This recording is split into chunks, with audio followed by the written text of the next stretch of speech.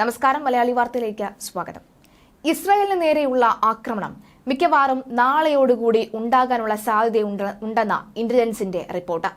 ഇറാന്റെ ആക്രമണം കനത്തതായിരിക്കില്ല എന്നാണ് വിവരമെന്നും ഇന്റലിജൻസ് റിപ്പോർട്ടുകൾ ഉദ്ധരിച്ച CNN റിപ്പോർട്ട് ചെയ്യുന്നു.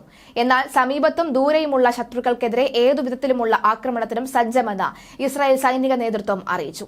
രാജ്യത്തിന് നേരെ ആരുടെ ഭാഗത്ത് നിന്ന് ആക്രമണം ഉണ്ടായാലും കനത്ത തിരിച്ചടി നൽകാനുള്ള എല്ലാ ശേഷിയും തങ്ങൾക്കുണ്ടെന്നും സൈനിക നേതൃത്വം വ്യക്തമാക്കി. അതിനിടെ വെടിനിർത്തൽ കരാർ ആവശ്യപ്പെട്ട് ഇസ്രായേലിൽ പ്രക്ഷോഭം തുടരുകയാണ്. കുറിയില്ലെങ്കിൽ പിന്നെ ബന്ദികളുടെ മോചനം അസാധ്യമാകുമെന്ന ആശങ്കയിൽ നെതന്യാഹുവിന് മേൽ വലിയ സമ്മർദ്ദം തന്നെയാണ് തുടരുന്നത്. ബന്ദികളുടെ ബന്ധുക്കളാണ് പ്രക്ഷോഭവുമായി രംഗത്ത് വന്നത്. വ്യാഴാഴ്ചയ്ക്ക് മുൻപ് നെതന്യാഹു ചർച്ചയ്ക്കായി നിയോഗിക്കുന്ന ഇസ്രായേൽ സംഘവുമായി സംസാരിക്കും. അതേസമയം ഗസയിൽ ആക്രമണം അവസാനിപ്പിക്കില്ല എന്ന് നെതന്യാഹു ഇന്നലെയും ആവർത്തിച്ചു. വ്യാഴാഴ്ച നടത്താൻ തീരുമാനിച്ച വെടിനിർത്തൽ ചർച്ചയ്ക്ക് മുമ്പ് നേരത്തെ തങ്ങൾ അംഗീകരിച്ച വ്യവസ്ഥകളുടെ പുരോഗതി എന്തെന്ന് അറിയിക്കണമെന്ന് ഹമാസ് നേതൃത്വവും മധ്യസ്ഥ രാജ്യങ്ങളോട് ആവശ്യപ്പെട്ടു. ചർച്ചയിൽ പങ്കെടുക്കുന്നത് സംബന്ധിച്ച് ഹമാസ് തീരുമാനം ഇനിയും പ്രഖ്യാപിച്ചിട്ടില്ല.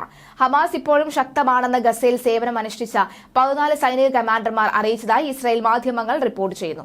അതിനിടെ ഗസയിലെ ഖാൻ യൂനൂസിൽ നിന്ന് ജനങ്ങളോട് ഒഴിയാൻ ആവശ്യപ്പെട്ട ഇസ്രായേൽ സൈന്യം രംഗത്ത് വരുന്നുണ്ട്.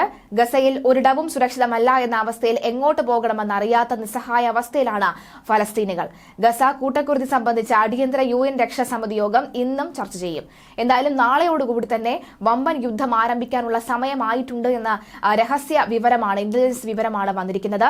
ഇറാന്റെ യുദ്ധം അതൊരു വലിയ യുദ്ധം തന്നെയായിരിക്കും. പക്ഷേ ഇറാനകത്ത് തന്നെ യുദ്ധം വേണമോ വേണ്ടയോ എന്ന ചർച്ച 2 തട്ടുകളിലായി നടക്കുന്നുണ്ട് എന്ന വിവരവും പുറത്തു വന്നിരുന്നു. എന്തായാലും ഈ ഘട്ടത്തിലാണ് ഇപ്പോഴത്തെ രഹസ്യ വിവരം പുറത്തു വരുന്നത്.